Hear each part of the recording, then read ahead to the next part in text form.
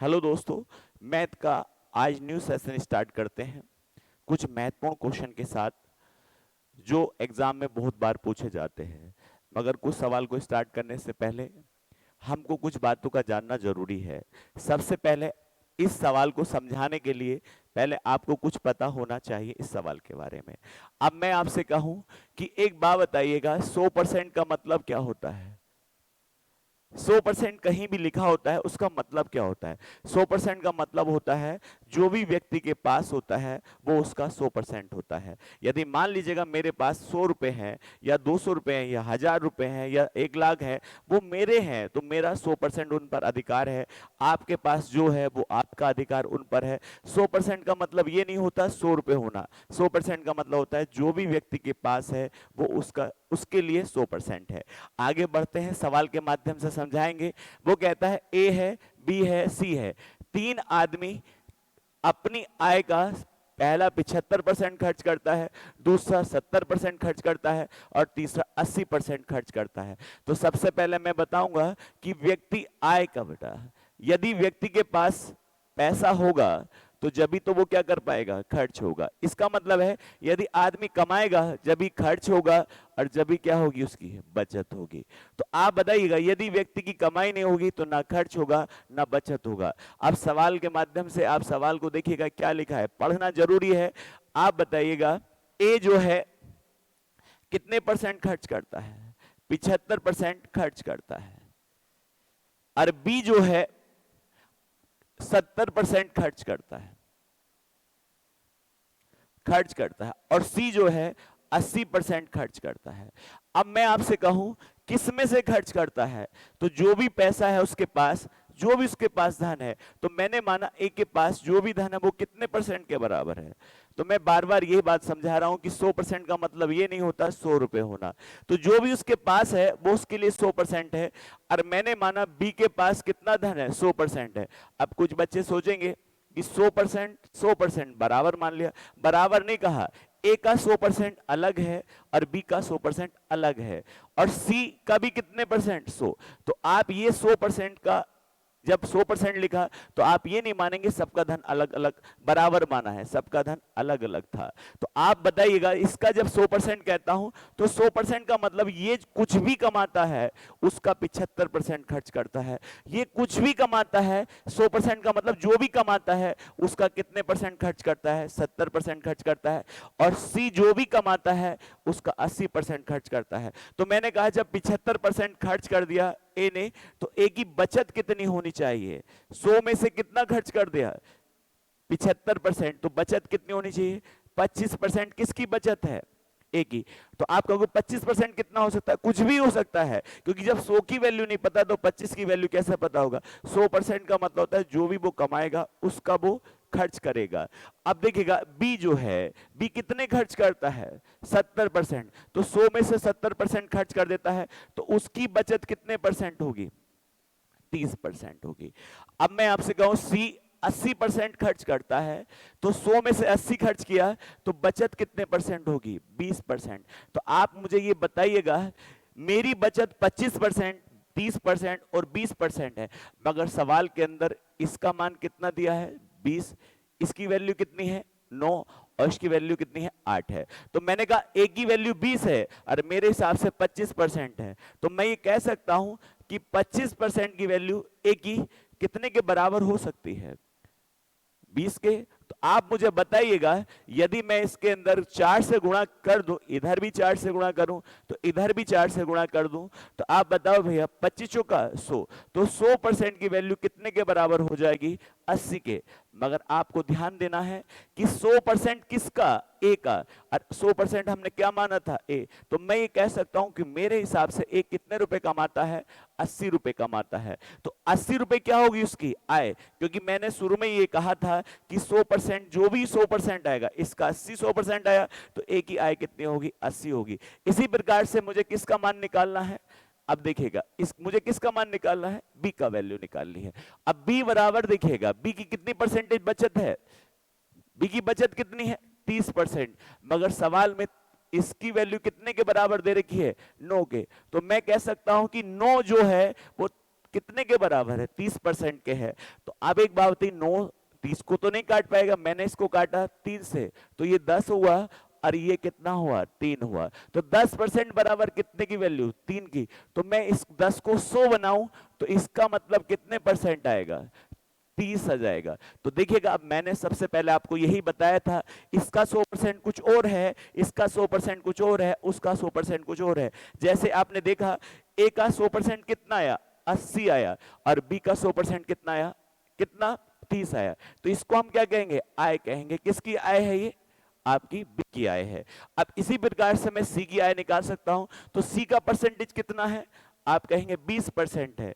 अब 20% देखिएगा, अब कितने के बराबर है, 8 के बराबर है। तो आप बताइए, 20 को मैं 100 बनाना चाहता हूं, गुणा किससे करूंगा, आप बताइएगा, 5 से। तो इधर भी 5 से करी, तो सी 100% की वैल्यू कितनी आएगी भैया, तो आप कहेंगे 40 आएगी। तो हम कह सकते हैं ए की आय मेरे हिसाब से कितनी है, 80 है, और बी की आय कितनी है, 30 है, और सी की आय कितनी है, 40 है। तो आप बताइएगा, और सवाल में क्या दे रखा है, तीनों की आय का योग कितना दिया है, 45,000। तो मैं जोड़ सकता हूं, ए कितनी आय है, बी की आय कितनी है, और सी की आय कितनी है। टोटल आय सवाल के हिसाब से दे रखी है आपको 45,000 रुपए। तो ए आय मेरे हिसाब से कितने कमाता है, 80, और 80, और बी कितना कमाता है, 30 कमाता है, और सी जो है वो कितना कमाता है, 40 कमाता है। तो आप बताइए, मेरे 80 और 30 कितना होता है, 110, 110 और 40 कितना होता है, 150। तो 150 की वैल्यू कितने के बराबर है, 45,000 के। तो आप कहेंगे 150 मेरी है, क्योंकि मेरी वैल्यू अलग थी और सवाल की वैल्यू अलग है। तो आप कहेंगे 0 से हम 0 को काटेंगे, तो 15 से डिवाइड किया तो 1 बराबर कितना आएगा, 15 दिया 45। तो 1 की वैल्यू कितनी आएगी, 30 आएगी। अब तुमको अलग अलग आय निकालनी है, तो आप मुझे बताइए, ए की आय कितनी थी, 8, कितनी थी, 80 थी। 80 की गुणा किससे कर दो, 30 से। तो 8 दिया कितना होता है, 24,000। तो आप कहेंगे ए की आय कितनी आएगी आपकी, 24,000, और बी की आय निकालनी है तो मुझे कितने है बेटा, 30 से गुणा कर देनी है, किससे, 80 से। तो आप कहेंगे, सॉरी, 30 की गुणा कर देनी है 300 से, तो 30 और 300 की गुणा आएगी, कितना आएगा, 9,000। अब इसी प्रकार से सी की वैल्यू निकालेंगे। सी की वैल्यू बेटा कितनी वैल्यू थी मेरे हिसाब से, 80 था, और सॉरी 40 था, 40 की गुणा किससे कर दी जाएगी आपकी, 300 से। तो आप बताइए कितना आया, 12,000। आप बताइए कौन सा ऑप्शन जाता है, ए ऑप्शन जाता है। ये क्वेश्चन एग्जाम में बहुत बार आया है, और सबसे ज्यादा आता है रेशियो के अंदर, और इस क्वेश्चन को बड़ा ध्यानपूर्वक किया जाता है, और कोई बच्चा ऐसे 1-2 बार करेगा तो ओरल सवाल बन जाता है। अब हम अगले क्वेश्चन पे जाते हैं, सेम क्वेश्चन है। यदि आपको ये समझ में नहीं आता तो दोबारा इसको करके देख सकते हैं, वीडियो को पीछे जाकर भी आप इसको देख सकते हैं। आगे बढ़ते हैं क्वेश्चन, नेक्स्ट क्वेश्चन के साथ। अब देखिएगा, सबसे पहले इस क्वेश्चन को भैया करना जरूर है आपको। देखिएगा, अगला क्वेश्चन आपको थोड़ा सा पढ़ना पड़ेगा, सेम क्वेश्चन है, सेम क्वेश्चन देखिएगा, वही क्वेश्चन दोहराया गया है, और ये भी क्वेश्चन एग्जाम में कई बार एग्जाम में आया है। तो आप देखिएगा, सबसे पहले सवाल को पढ़ते हैं। ए, बी और सी अपनी आय का, सॉरी, तीनों की आय का योग कितना है, 30,000 है। ए, बी और सी अपनी आय का कितना परसेंट, तो वही बात यहां दोहराई जाएगी। ए अपनी आय का कितने परसेंट खर्च करता है, 75% खर्च करता है, खर्च करता है। और बी जो करता है, कितना खर्च करता है बेटा, 70%। और सी जो करता है कितना, 62%। तो आप बताइएगा मैं कैसे करूंगा सवाल, तो आप कहेंगे ए कमाएगा जब भी तो 75% खर्च करेगा। तो आप बताइएगा यहां कितने परसेंट मान लिया। अब फिर वही बात दोहराई जाएगी। 100% का मतलब ये नहीं कि 100 रुपए है, 100% का मतलब है कि जो भी ये कमाता है वो 100% है। आप बताओ यहां पर कितने परसेंट है, 100%। इसका 100% अलग होगा, इसका 100% अलग होगा। 100% का मतलब ये नहीं कि दोनों बराबर मान लिए, क्योंकि इसका 100% अलग आया और इसका 100% अलग आया। आप यहां पर देखिएगा, यहां कितने, ये भी 100%। तो मैं कह सकता हूं इसका 100 अलग, इसका 100 अलग, इसका 100 अलग। ये अपने 100 में से कितना खर्च करता है, 75%। तो आप कह सकते हैं बचत कितनी आएगी इसकी, 25%। और यहां से कितना खर्च करता है, 70%। तो यहां से बचत कितनी आएगी, इसकी सेविंग कितनी आएगी, 30%। और यहां से कितना आएगा बेटा 38%। तो इसकी सेविंग आई है 38%, इसकी सेविंग आई है 30 और इसकी सेविंग आई है 25। अब यहां पर तो आपकी अलग अलग परसेंटेज में आई है, मगर सवाल में देखिएगा एक रेशियो दिया है 20, 21 और 19 अलग अलग दिया है। वही बात अब आती है ए के बारे में, कहते हैं ए कितना बचाता है, मेरे हिसाब से 25%। अब कोई कहेगा 25% कितना, जो भी उसका कमाता होगा उसका 25% बचाता होगा। आप बताएंगे भैया 25% कितने के बराबर आपका, सॉरी एक 20 के बराबर। तो 25% कितने के बराबर 20 के। तो आप कहेंगे 25% था तो वो क्या थी आपकी बचत थी। मगर मैं इसे 100 बना लूं, 4 से गुणा यहां करूं और 4 से गुणा यहां कर दूं, तो 25 चौका क्या हो जाएगा 100। और 100 ही क्या माना था आपने ए का आय मानी थी। तो मैं कह सकता हूं आय कितनी है 100 और 100 की वैल्यू कितनी परसेंट, कितनी वैल्यू आएगी 80 की आई है। आगे फिर बात बी के बारे में बात करते हैं। तो बी का कितना है आपका 30 है, बी का कितना है 30 है। तो आप कहेंगे भैया 30% बराबर कितने के है आपका, आपका कितना है 21 है। तो आप बताइएगा 21 30 को नहीं काट सकता, तो हम 3 से काट सकते हैं, 3 धाई 30 हो गया और जब से काटा 30, 3 से काटा 3 सत्ते 21 हो गया। अब मैं 10% बराबर कितने के 7 के। तो यदि मैं इसे 1 0 से गुणा इधर कर दूं तो यहां 100% बन जाएगा और इधर कितना आ जाएगा 70। तो मैंने कहा ए बी जो है 100% कितने के बराबर है 70 के। अब वही बात यहां फिर दोबारा से सी की वैल्यू निकालते हैं। तो सी कितना था 38%। तो 38% बराबर कितने के, रेशियो कितना था 19। मगर मैं 19 से इसको काट सकता हूं, तो 19 दूनी 38, तो इसका मतलब 2% कितने की वैल्यू के बराबर है 1 के। तो आप बताइए इसको मैं यदि 100 बनाऊं तो 100 बनाने के लिए कितने से मल्टीप्लाई करनी पड़ेगी 50 से। अब 50 से मल्टीप्लाई इधर और 50 से मल्टीप्लाई इधर।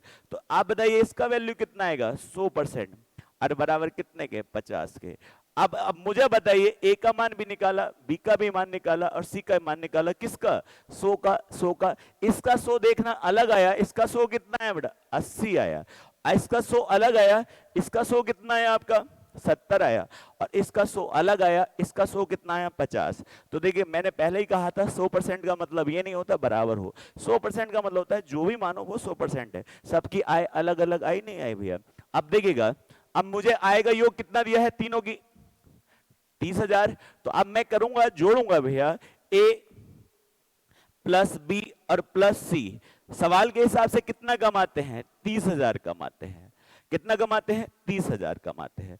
अब देखिएगा अब मुझे बताइएगा ए कितना है 80 और बी कितना है आपका 70 और सी कितना है आपका 50। तो आप बताइएगा कितना योग आएगा इसका भैया। देखिएगा 80 70 कितना होता है 150 और 150 में 50 जोड़ा कितना आएगा 200। तो आप कह सकते हैं कि 200 की वैल्यू कितने के बराबर है आपके 3000 के बराबर है। तो 30,000 के बराबर है। अब 2 जीरो से 2 जीरो काटा, 1 जीरो से 1 जीरो काटा, तो 1 की वैल्यू कितनी आएगी भैया आपका आएगा 150। अब एक का मान आ गया तो अलग अलग आय निकाल सकते हैं क्योंकि आपके पास अलग अलग आय है। पहले की आय कितनी थी भैया 80, तो 80 में गुणा करेंगे किसकी भैया 80 गुणा 150। तो आप बताइए 15 अट्ठे कितना होता है 120। तो आप कह सकते हैं कि पहला व्यक्ति कितने हजार रुपए कमाता है 12,000, या ये होगा ऑप्शन। फिर आगे देखिएगा बी की वैल्यू कितनी थी बेटा 70 और एक का मान कितना है आपका 150। तो मैं आपसे कह सकता हूं यदि 170 से गुणा करी जाए 150 की तो आप कहेंगे 15 सत्ते कितना होता है 105। तो आप कह सकते हैं 10,000 क्या आएगा आपका 10,500। तो आप अगला ना भी निकालें तो इसका ऑप्शन आपके सामने आ जाता है ए ऑप्शन। और ये क्वेश्चन सबसे ज्यादा एग्जाम में आया है, 2 क्वेश्चन आपको कराए हैं और दोनों क्वेश्चन बहुत बार रिपीट है। तो जिसको जो समझ में नहीं आता है 2 बार इसको देख सकते हैं। अगला क्वेश्चन बढ़ते हैं, देखिएगा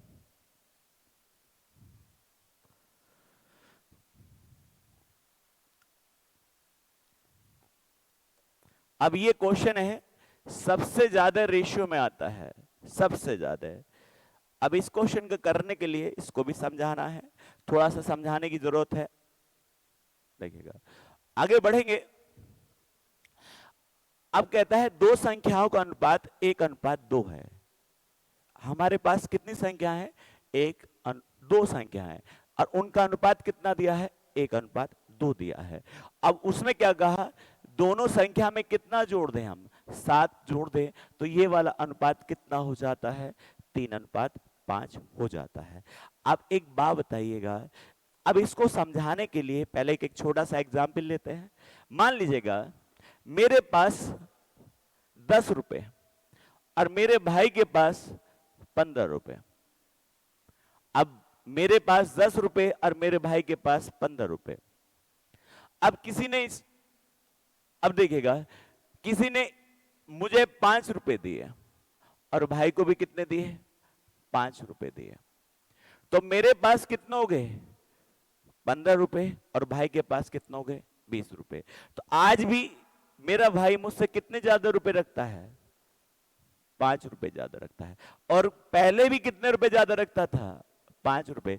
तो हम ये कह सकते हैं दोनों के बीच में अंतर कितने का था? पहले भी 5 रुपए का, और आज भी कितने का है? 5 का। ऐसा क्यों हुआ? क्योंकि जितना मेरे पास था और जितना भाई के पास था, दोनों के धन में समान वृद्धि हुई। पहले भी कितना बढ़ा? या 5 बढ़ा, और इधर भी कितना बढ़ा? 5। तो बीच का जो गैप था वो गैप समान रहा, गैप नहीं बढ़ा। क्यों? क्योंकि दोनों को समान धन दिया जाएगा, चाहे कितना भी हो पहले, मगर समान धन दिया गया तो बीच का अंतर समान रहता है। सवाल सेम इसी थ्योरी पर फॉलो करता है। अब जैसे हम करेंगे सवाल, अब मुझे बताइएगा सवाल क्या कहता है? दो संख्याओं का अनुपात था, तो मैंने कहा ये कोई संख्या, हमें नहीं पता कौन सी संख्या है, ये 1 है और ये कितनी है? 2, और दोनों का अनुपात कितना है? 1:2 है। अब कहता है इसमें भी कितना जोड़ दिया गया? 7 जोड़ दिया गया, और इसमें भी कितना जोड़ दिया गया है? 7 जोड़ दिया गया। तो ये वाली संख्या और ये वाली संख्या का अनुपात जो हो जाता है, वो इन दोनों के बीच में अब अनुपात कितना हो जाता है? 3:5। मगर मैं आपसे अभी बताऊं, इसमें भी कितना जोड़ा गया है? ये कितना था कोई इंपॉर्टेंट नहीं है, जितना भी था कुछ भी हो, मगर दोनों में कितना जोड़ा गया? 7 और 7 जोड़ा गया। तो मैं ये कह सकता हूं, चाहे वो संख्या हो या संख्या का अनुपात हो, बीच का अंतर समान होना चाहिए। तो यहां बताइएगा, यहां अंतर कितना आएगा दोनों के बीच में भैया? 1 और 2 का अंतर कितना आएगा? 1 आएगा, और यहां कितना है? 2 है। तो मैं कह सकता हूं कि अंतर समान होना चाहिए। यहां अंतर कितना है? 1 का, और यहां कितना का है? 2 का। तो मैं इसको देखिए, रेशियो डिवाइड नहीं करता है, रेशियो मल्टीप्लाई करता है। तो आप सोचो इसे 1 बना ले, इसे 1 नहीं बना सकते, क्योंकि 1 बनाओगे तो रेशियो दशमलव में हो जाएगा, रेशियो दशमलव में नहीं होता। तो इसको कितने से गुणा करिए आपने? 2 से। 2 से इसमें गुणा करने का मतलब उसके रेशियो में गुणा करना। तो रेशियो कितना हो जाता है? 2 से गुणा करेंगे तो ये 2 हो जाएगा, और 2 दूनी कितना हो जाएगा? 4 हो जाएगा। तो आप बताइएगा पहला नीचे वाला कितना अनुपात है? 3:5। क्या देखिए अंतर समान है या नहीं है? जब अंतर समान हो गया तो हम कह सकते हैं कि पहले मेरे पास कितनी थी संख्या? 2 थी, और जोड़ने के बाद कितनी हो गई? 3। तो इधर पहले 4 थी, जोड़ने के बाद कितनी होगी? 5। तो मेरे हिसाब से कितना जोड़ा भैया? 1 जोड़ा गया। और सवाल में कितना जोड़ा गया? 7। तो मेरी एक वैल्यू कितने के बराबर हो सकती है? 7 के। तो 1 बराबर कितने के? 7 के। तो 7 दूनी कितना होता है भाई? तो 7 दूनी 14। तो पहली वैल्यू कितनी आएगी? 14। पहली संख्या 14, और 7 की गुणा इसमें करेंगे, 7 चौक 28। तो आप कहेंगे दोनों संख्या का पेयर कौन सा है? 14 और 28 है। तो सिंपल सा क्वेश्चन था जो आप आंसर मार सकते इसका। ये क्वेश्चन बहुत बार एग्जाम में आया है और पूछा जाता है, इसको ध्यानपूर्वक रीड करना, ध्यान रखें। आगे बढ़ते हैं नेक्स्ट क्वेश्चन के साथ। अब नेक्स्ट क्वेश्चन क्या है देखते हैं भैया। सेम क्वेश्चन रहेगा। पहले भी मैंने आपसे कहा कि मैं यहां पर पढ़ाने नहीं आऊंगा, अभी तो शुरुआत है। छोटे छोटे क्वेश्चन के साथ जब आगे बढ़ेंगे इस क्लास के साथ, तो बहुत महत्वपूर्ण क्वेश्चन के साथ आएंगे। और जब भी कोई एग्जाम हो करेगा, उन एग्जाम के क्वेश्चन को डिस्कस करेंगे और अगले क्वेश्चन की बात करेंगे, कैसे क्वेश्चन आ सकते हैं।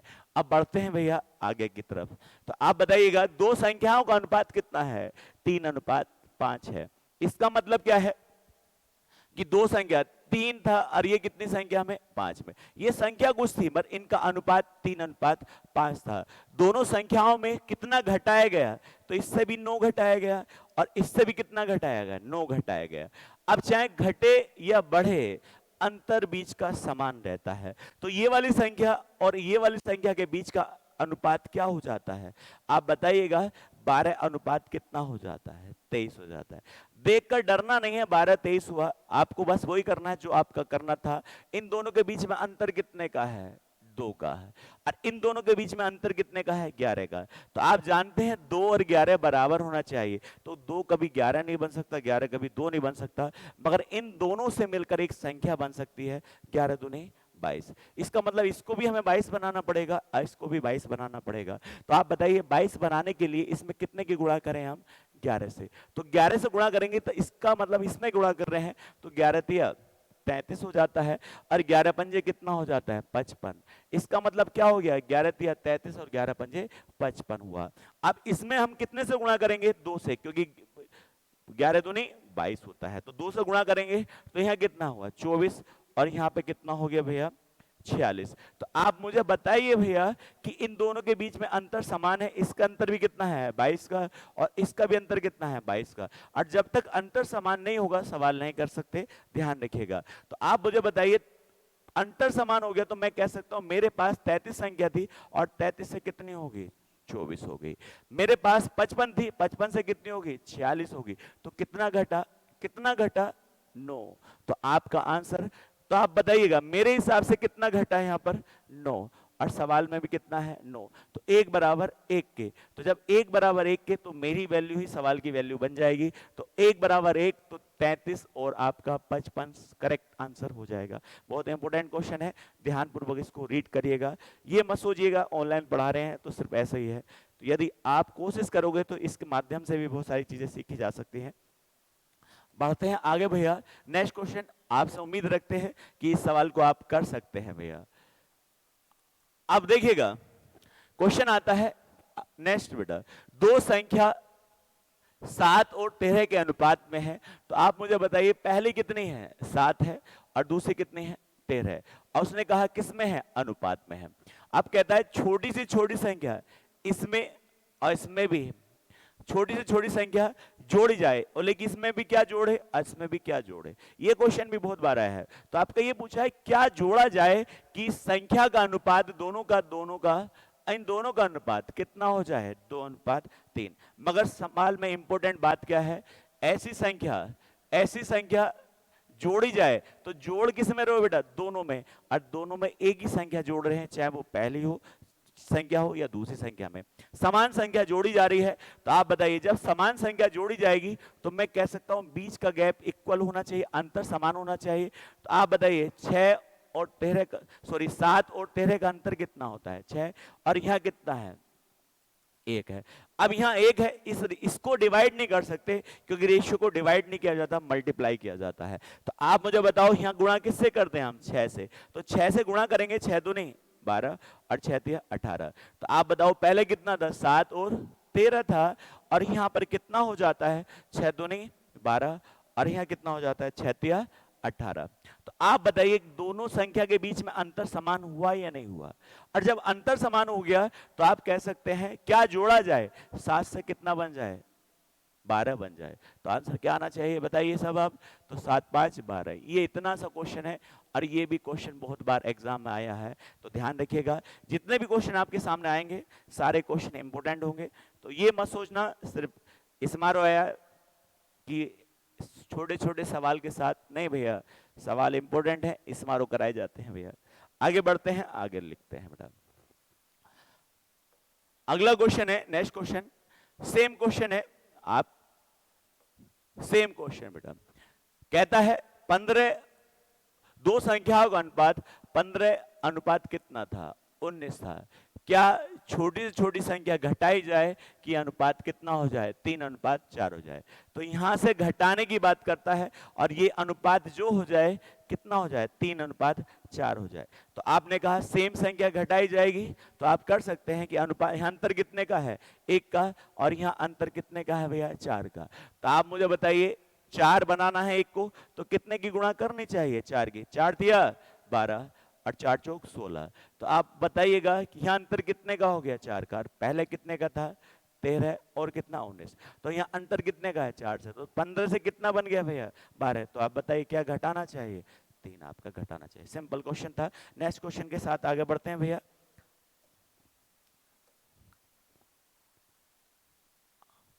ये क्वेश्चन भी इंपॉर्टेंट है, ध्यान रखिएगा।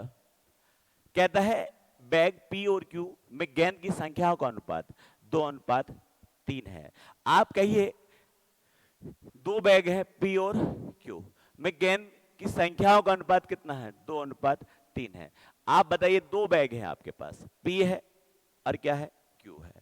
अब दोनों में गेंद का अनुपात कितना है? 2:3 है। तो मैं कह सकता हूं या आप कह सकते हैं आपके पास दो जेब हैं, एक जेब में 2 रुपए और एक जेब में 3 रुपए। आगे क्या होता है?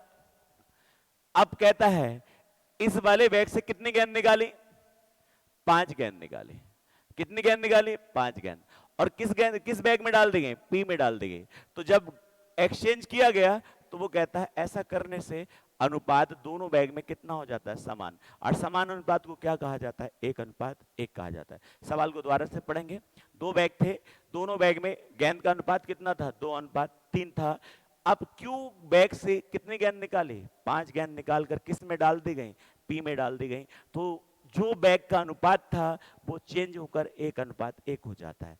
अब मैं आपसे कहूं, छोटी सी बात समझानी है। मान लीजिएगा आपके पास दो जेब हैं, एक जेब में 2 रुपए, एक जेब में 3 रुपए। तो आप कैसे करेंगे भैया? तुमने क्या करा? इससे पैसे निकालकर कुछ पैसे इसमें डाल दिए। क्या आपसे पैसे बाहर गए? क्या जेब से बाहर गए? क्या बस क्या हुआ? एक्सचेंज हो गया। तो मैं यहां पर बताना चाहूंगा कि यहां पर कितने रुपए थे? 2 रुपए थे। और यहां कितने? 3। तो मैं कहना चाहता हूं कि बैग में कितने रुपए थे भैया?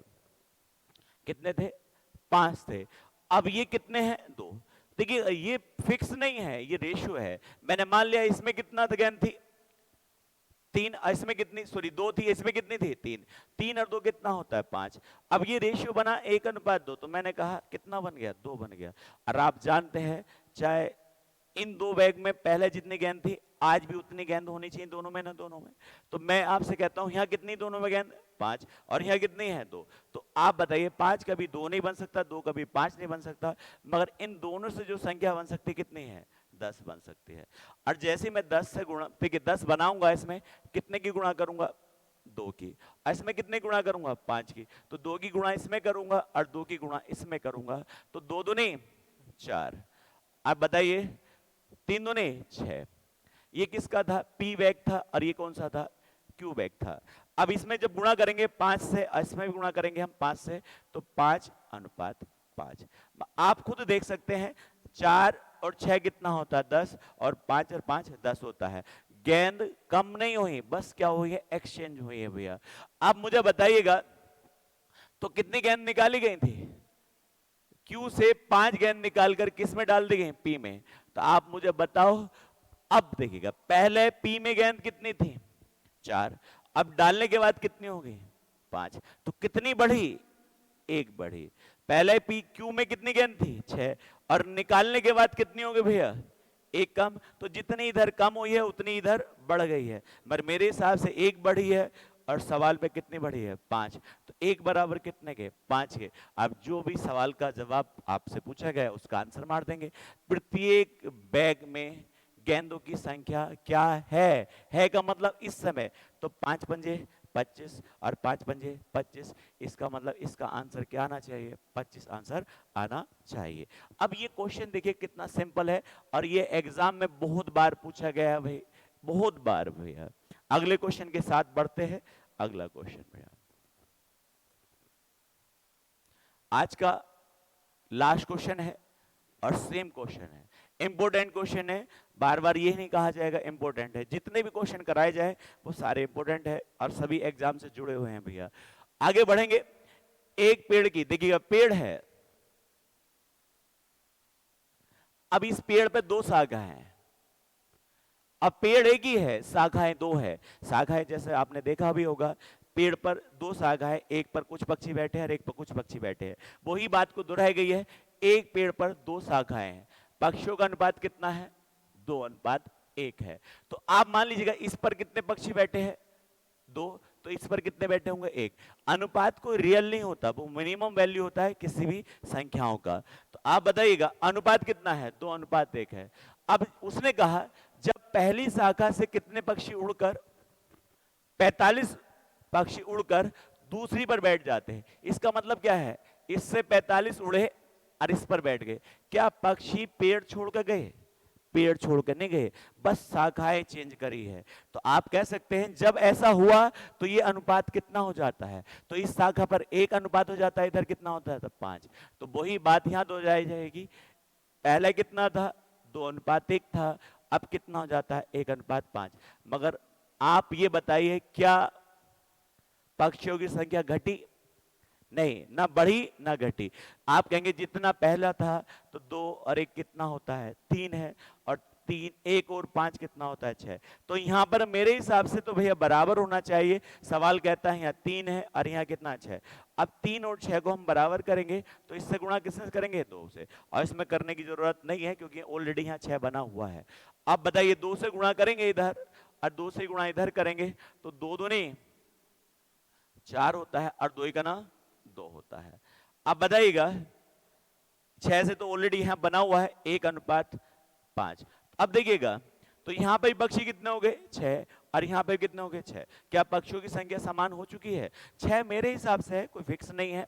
तो आप बताइए, अब दिखता है आपको, यदि डाल पहली डाल से यदि मेरे हिसाब से 4 थे और 4 से उड़कर इस पे चले जाते हैं, तो 4 थे, उड़ने के बाद कितने रह जाते हैं, 1 रह जाता है। तो मेरे हिसाब से कितने पक्षी उड़े पहली डाल से, 3। मेरे हिसाब से कितने उड़े बेटा, 3 उड़े। अब जो उड़े होंगे वो इधर ही तो बैठे होंगे, तो यहां कितना हो गया बेटा, 3 उड़कर यहां से 3 कम हुए, तो इधर 3 जाकर बैठ गए, तो 2 में 3 जोड़ा कितना आ गया, 5 हुआ, नहीं हुआ? तो मेरे हिसाब से 3 कम हुआ, और सवाल में कितने कम हुआ भैया, 45। तो 1 बराबर कितने का आएगा, 15 के। तो 1 बराबर कितने के, 15 के। 1 बराबर कितने के, 15 के। अब जब 15 है तो 1 बराबर 15, तो पक्षी कितने थे पेड़ पर, चाहे ये मान लो चाहे ये मान लो, तो 15 गुणा 6, तो 15 छक्का 90। तो आप बता सकते हैं इसका आंसर कितना आएगा, सी है। आज के लिए इतना ही काफी है। बहुत बहुत धन्यवाद आपने हमको सुनने के लिए। ठीक है, थैंक यू सो मच भैया।